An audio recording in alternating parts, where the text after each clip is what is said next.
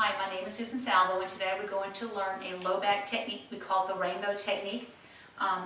This is Michelle. She's going to be my volunteer today. We're going to start by pretending like we've already massaged her, and she's indicated that she has low back pain, so we're going to put her into a position that targets the quadratus lumborum muscle and also the psoas muscle, okay? So let's start by having her rotate away from you, quarter turn. And the QL has attachments onto the rib and also on the iliac crest and also on the lumbar vertebra, transverse processes. And I have to lengthen this muscle a little bit. So what I'm going to do is I'm going to take her arm, put it over her head here. It's going to raise the rib cage a little bit. I'm going to take this bottom leg and I'm going to move it back and down the table. So notice how her ankle and foot are off the table. I'm going to take the other leg and either bend it or have her bend it up. And the rainbow comes from this arc starting at her wrist all the way down to her ankle. So this is the rainbow. So what I'm going to do is I'm going to start by putting some cross fiber friction on the QL, which is right here. So you can see my fingers going down into it. How's the pressure? Good. And you can do a pincer grip, which is really easy on her. Literally, that is it in my hand. You can do direct pressure going this way. And what I like to do is I like to, even though I'm here on the QL, of course you stop when you hit the sacrum. And as you can tell, I'm really digging in there quite a bit. I like to extend up even past the 12th rib, going up just a little farther up. And we'll hit those again in a few minutes. Now to get the psoas muscle goes from the lesser trochanter onto the anterior aspects, anterior transverse process of the lumbar vertebra.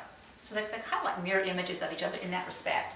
So what I'm going to do is I'm going to take her leg and I'm going to hold it on my hip with my hand. And I want you to notice how the hip and the knee and the ankle are all in the same plane, okay? And what I'm going to do is, because I know she's limber, I'm going to step back and I'm going to start by hyperextending her hip while I am stretching her leg. And she's going to get a little pull back from that bottom leg, and that's fine.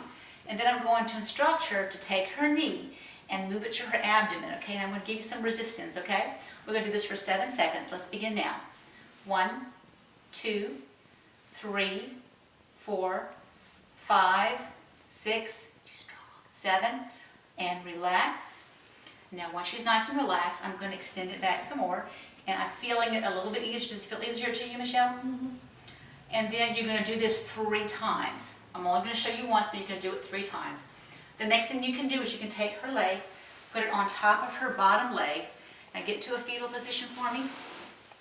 You can have a pillow here if you like. And even tuck your chin down too. Okay? So just cause that whole spine to lengthen. I'm going back again to the back, starting where her sacrum is. I'm going to start using, this is more of a circular friction, but you can be straight, static friction. It can be cross fiber friction. It really doesn't matter, but you're going to move all the way up on her back. I'm using on one side of the spine now, but I can do both. All the way up. I like to go to about the bra strap area.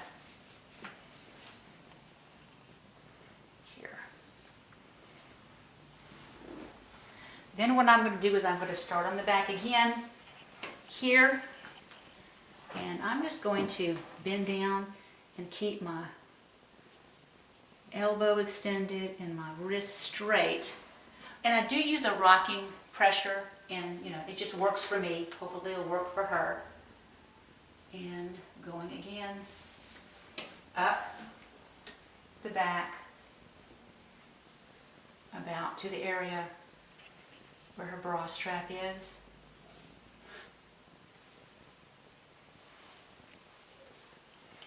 Here. How you doing, Michelle? You like it? Mm-hmm. Good.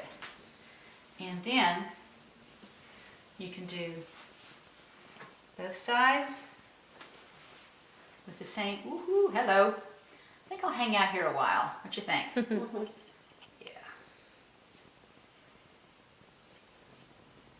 Take some breaths for me, please. Nice deep breaths. And make sure you do the other side. Let's just demonstrate that rainbow technique one more time. Go ahead and turn over toward me now. Okay, so the top arm is going to be over your head here. The bottom leg is going to be bent towards your abdomen.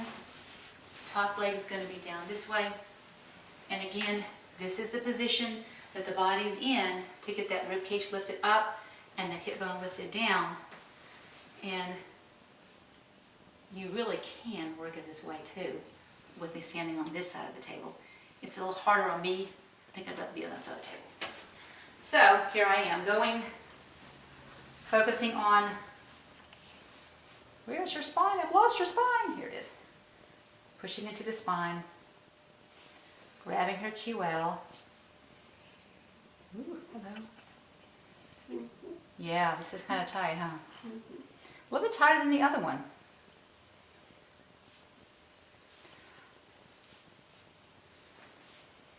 And I'm going up again. Woo! Can you see that? That is her paraspinals. Also a major contributor to low back discomfort.